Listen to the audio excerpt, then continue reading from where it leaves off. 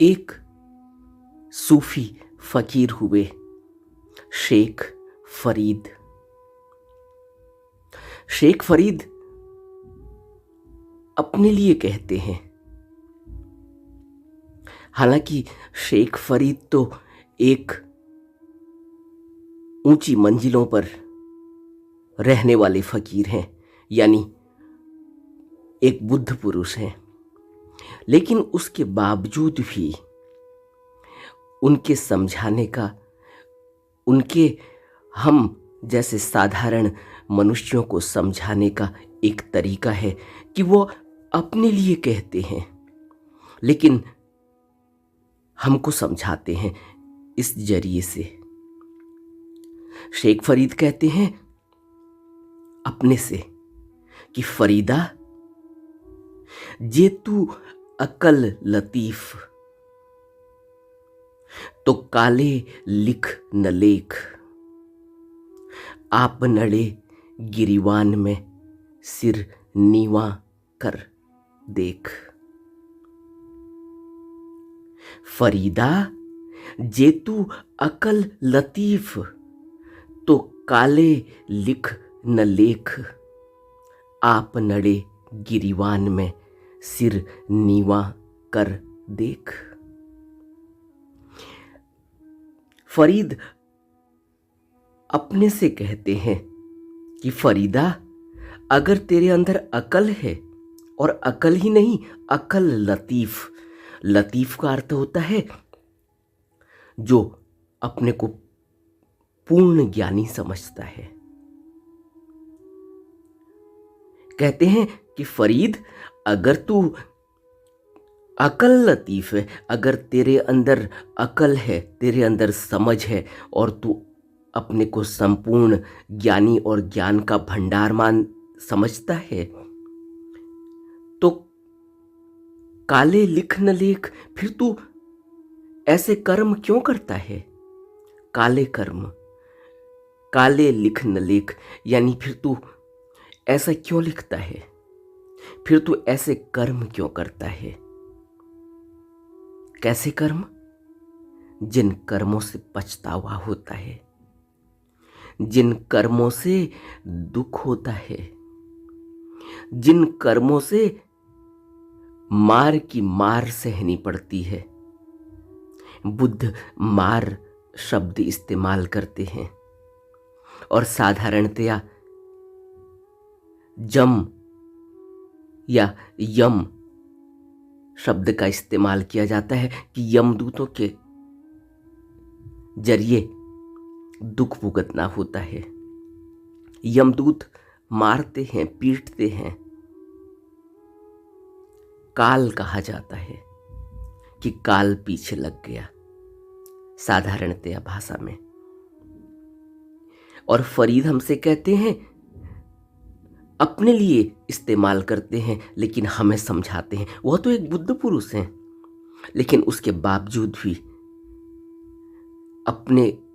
अपने ऊपर अंगुली उठाकर कहते हैं कि फरीदा, जे तू अकल लतीफ, अगर तू अपने को ज्ञान का भंडार समझता है, अपने अंदर अकल समझता है, अपने अंदर बुद्धि, विवेक और प्रज्ञा समझता है, अपने अंदर संपूर्ण ज्ञानी अपने को मानता है, तो फिर काले लिख न लेख, फिर तू ऐसे बुरे कर्म क्यों करता है? आप नड़े गिरीवान में सिर नीवा कर देख। थोड़ा अपने गिरीवान में झांक कर तो देख, अपनी गर्दन को थोड़ा नीचे तो कर, और अपनी तरफ देख, अपने गिरीवान में झांक कर देख। तब तुझे पता चलेगा कि तू जिन कर्मों के लिए दूसरे पर अंगुली उठा रहा है, जो तू अपने दुख के लिए दूसरे पर अंगुली उठा रहा है कि इसकी वजह से हुआ है, लेकिन हकीकत क्या है? जरा अपने गिरीवान में तो झांक, जरा सिर को नीचे तो कर। तेरा सिर तो ऊपर उठा हुआ है, और सिर ऊपर उठा हुआ है तो सामने जो भी दिखाई देता है उस पर ही अंगुली उठती है, उस पर ही शब्द निकल आते हैं, उस पर ही कुछ भी बोला जाता है। लेकिन अगर गर्दन नीची हो और अपने गिरीवान की तरफ आंखें हों, यानी अगर मनुष्य अपने कर्मों को देखे, झांके, ध्यान से देखे, तब पता चलेगा कि ये काले कर्म तो मैंने किए हैं और मैं दूसरे पर अंगुली उठा रहा हूं। कितना आसान है माँ बाप के लिए कुछ भी कह देना, कितना आसान है पति के लिए कुछ कह देना, पत्नी के लिए कुछ कह देना, कितना आसान है अपने किसी रिश्ते के लिए, रिश्तेदार के लिए कुछ कह देना, अपने बच्चों से कुछ कह देना, बच्चों का माँ बाप से कुछ कह देना, किसी भी राह पर चलने वाले व्यक्ति से कुछ भी कह देना। अपनी गलती के लिए, अपने विचारों के लिए, अपने स्वभाव के लिए, अपनी आदतों के लिए दूसरे पर टूट पड़ना। गलती अपने से हो रही है, ठोकर अपने से लग रही है, खुली आंख है, रास्ता चौड़ा है, उसके बावजूद भी ठोकर लग रही है। लेकिन ठोकर लगने के बावजूद भी जहां ठोकर लगी, जिस पत्थर से ठोकर लगी, उस पत्थर पर ही आदमी अपने पांव को पटकता है, उस पत्थर को पीटता है। पत्थर को पीटने से क्या होगा? पत्थर पर क्या असर होगा? अपने पांव को पत्थर में फिर से मारने में। बजाय इसके कि अपने गिरेवान में झांका जाए, अपनी आंखों की तरफ देखा जाए कि आंखें तो खुली हुई थी, फिर पत्थर में ठोकर क्यों लगी? मैं तो अकल लतीफ हूं, मेरे अंदर तो प्रज्ञा है, मैंने तो बहुत पढ़ाई लिखाई की हुई है, मैं तो अपने को ज्ञानी समझता हूं। लेकिन उसके बावजूद भी मेरे कर्म क्या होते हैं जिनके बाद मुझे पछताना होता है। मैं मन से क्या कर्म करता हूं, मैं तन से क्या कर्म करता हूं, मैं वाणी से, वचन से क्या कर्म करता हूं। मेरी आंखें खुली हुई हैं, मैं ज्ञानी हूं, और मैं जो कर्म करता हूं उसके बाद पछताता हूं, उसके बाद गुस्सा करता हूं, उसके बाद दुख मनाता हूं, और अपने दुख का भांडा, अपने बुरे कर्मों का भांडा मैं दूसरे के ऊपर फोड़ देता हूं कि इसकी वजह से हुआ। शेख फरीद अपने ऊपर अंगुली उठाकर कहते हैं कि फरीद, अगर तू अपने को अकल लतीफ समझता है, अगर तू अपने को ज्ञानी समझता है, अगर तू अपने को प्रज्ञावान समझता है, बुद्धि वाला समझता है, तो फिर तू ये कर्म क्यों करता है जिन कर्मों के बाद तुझे रोना पड़ता है, तुझे पछताना पड़ता है, तुझे सहना पड़ता है। आप नड़े गिरीवान में सिर नीवा कर देख, और तू उसके बावजूद भी तेरी आंख दूसरे पर लगी हुई है, तेरी अंगुली दूसरे पर उठ रही है, जबकि तूने ही काले लेख लिखे थे। और जब तू काले लेख लिख रहा था, जब तू यह कर्म कर रहा था, तब तू यही समझता था कि मैं तो बहुत ज्ञानी हूँ, मैं तो बहुत गुणी हूँ, और मैं तो बहुत ज़्यादा ज्ञान रखता हूँ, मैं तो सब देखता हूँ, मैं तो देखभाल कर कुछ करता हूँ, मैं तो समझदार हूँ। अपनी समझ से, सोच से, सूझबूझ से कुछ करता हूँ, और मैं क्या करता हूँ कि मुझे पछताना होता है। और जब पछताता है तो अंगुली दूसरे पर उठाता है कि उसकी वजह से हुआ। हकीकत क्या है?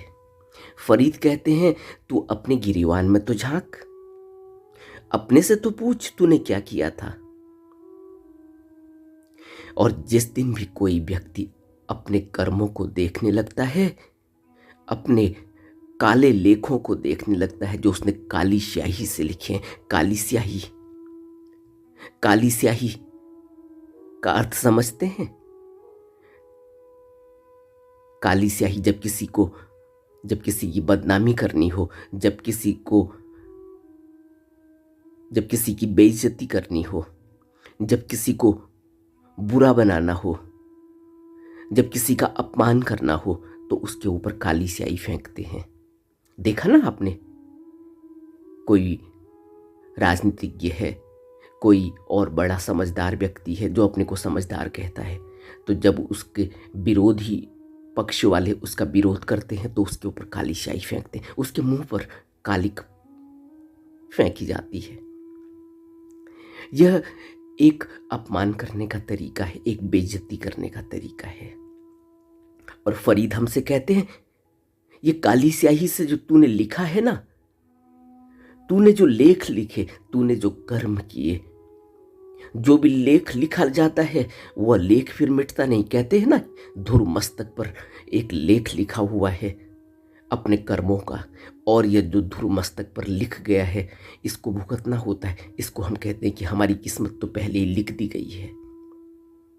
साधारण शब्दों में हम इस तरह से इस्तेमाल करते हैं। और शेख फरीद हमसे कहते हैं कि तू अगर अपने को ज्ञानी समझता है, तू अपने को अगर इतना ही बड़ा समझता है, इतनी ही सूझबूझ वाला व्यक्ति समझता है, विवेक वाला व्यक्ति समझता है, तो फिर काले लेख तूने क्यों लिखे? और इन काले लेखों को लिखकर तू क्या करता है? तू अब पछताता है। फरीदा जे तू अकल लतीफ काले लिख न लेख।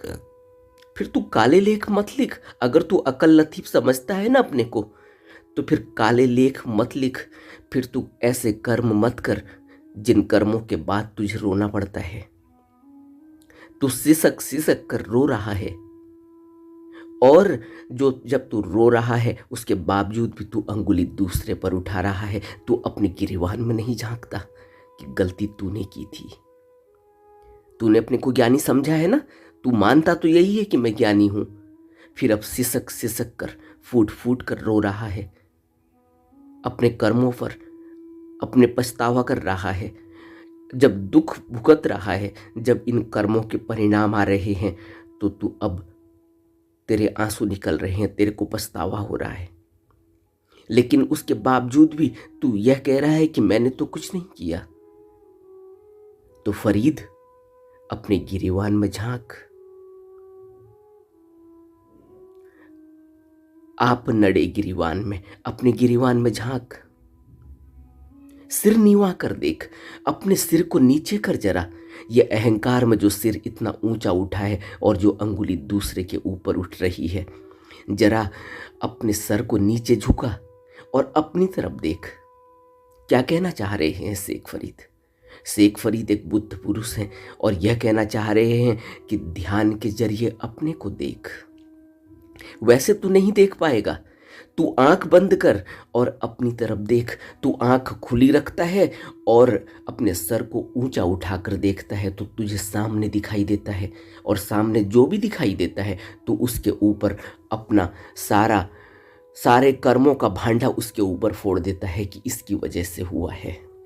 वह कोई भी हो, वह तेरा जानने वाला हो या तेरा जानने वाला न हो, लेकिन तूने तो अपने कर्मों का सारा पिटारा दूसरे के सर पर फोड़ देना है, दूसरे के सर पर मार देना है, दूसरे पर इल्जाम लगा देना है।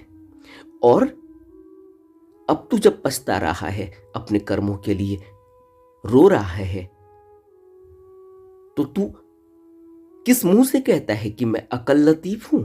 तू किस मुंह से कहता है कि मुझे अकल है? तुझे अकल है? अगर तुझे अकल है तो फिर तूने यह कर्म क्यों किया? तू छोड़ कि किसने करवाया, किसने नहीं किया, किसने तेरे को बहलाया, किसने तेरे को फुसलाया, किसने तेरे को बहकाया, लेकिन तू तो कहता है कि मेरे अंदर अकल है। तू कभी भी यह तो नहीं मानता कि मैं एक बच्चे की तरह हूं, एक अज्ञानी हूं, एक मूर्ख हूं, एक बेवकूफ हूं। तू तो यही कहता है कि मैं अकल लतीफ़ हूं। तो फिर अगर तू अकल लतीफ़ है तो अब रोता क्यों है? अब तू रोता क्यों है? आप नड़े गिरीवान में सिर नीवा कर देख। तेरे लिए अच्छा यही होगा फरीद कि तू अपने गिरीवान में झांक, अपनी तरफ देख, अपनी कमियों को देख, अपनी बुरी आदतों को देख, अपनी गलतियों को देख, अपनी अपने अज्ञान को देख। और कैसे देखेगा? सिर नीवा कर देख। सिर नीचे कर। सिर नीचे कब होता है? जब मनुष्य झुकता है, जब मनुष्य यह स्वीकार करता है कि उससे गलती हुई है। नहीं तो सिर नीचे नहीं करता।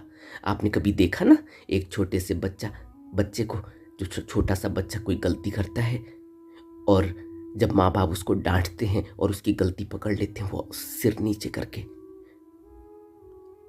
खड़ा हो जाता है, आंखें नीचे कर लेता है।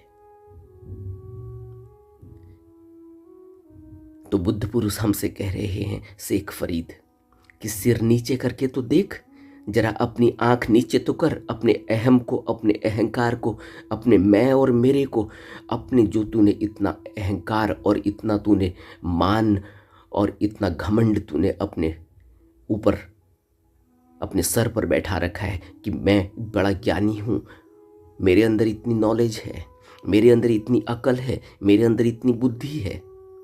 और तू कर्म क्या करता है? तू अपने ही कर्म करके,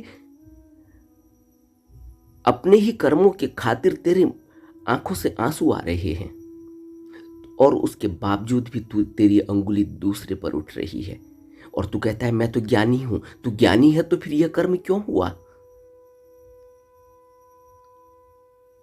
फरीद कहते हैं कि सिर नीचे कर, अपने अहंकार को नीचे कर, अपने ज्ञान के इस घमंड को, अपने को ज्ञानी मानने का यह धोखा, यह झूठ, इसको जरा नीची आंख करके अपनी तरफ देख। तब तेरे को समझ में आएगा कि तू बहुत बड़ा बेवकूफ है।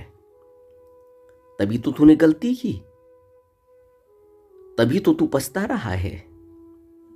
लेकिन तू यह नहीं मानता कि तू बेवकूफ है, तू अज्ञानी है। यह तेरा कर्म तेरे ही द्वारा किया गया है, तू इसका भागी है। तुझे यह स्वीकार करना होगा कि तेरे अंदर अकल नहीं है। अगर अकल होती तो फिर तू गलत क्यों करता है?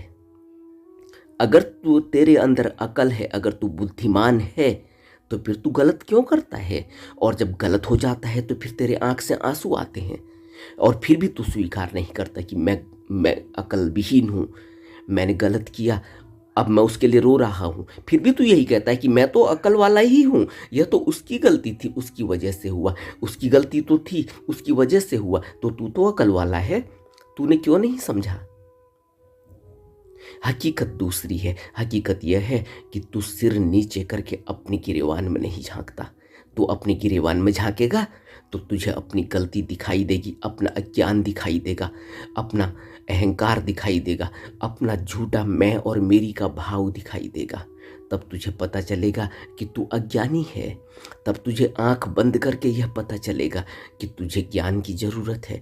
तब तुझे यह पता चलेगा कि तू कमज़ोर है, तू बेवकूफ़ है और तुझे बुद्धिमान बनने के लिए, तुझे विवेकशील बनने के लिए, तुझे प्रज्ञावान बनने के लिए अपनी तरफ देखना होगा, अपनी गिरेबान में झांकना होगा, अपने सिर को नीचा करना होगा। सिर नीचे करने का अर्थ है कि अपने अहंकार को, अपने अहम भाव को, अपने मैं और मेरी के इस झूठे मान को नीचे करना पड़ेगा, इसको छोड़ना होगा। और जैसे ही सर नीचे होता है वैसे ही आंख बंद होती है और अपनी तरफ ध्यान जाता है कि हाँ मैं बेवकूफ़ हूँ, स्वीकार करता है। इसी को बुद्ध कहते हैं क्या? बुद्धम शरणम गच्छामि। मैंने शरण ले ली है बुद्ध की, मैंने अपने अहंकार को छोड़ा, मैंने अपने सर को नीचे कर दिया है, मैंने अपनी आंखें झुका ली हैं और अब मैं मानता हूँ कि हाँ मेरे अंदर कमजोरी है।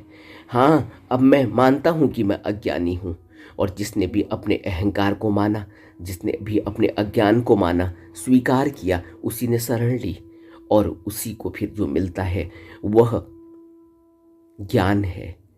उसी को जो मिलता है वही वह परम लोक का, जिसको बुद्ध कहते हैं कि वह परम तत्व, वह अमृत धातु, वह अमृत उसी को नसीब होता है जो यह स्वीकार करता है कि वह अज्ञानी है, उसे ज्ञान की ज़रूरत है, और वह अपने सिर को झुकाता है, वह सरेंडर करता है, वह समर्पण करता है, वह शरण लेता है। बुद्ध कहते हैं बुद्धम शरणम गच्छामि। नमो बुद्धाय।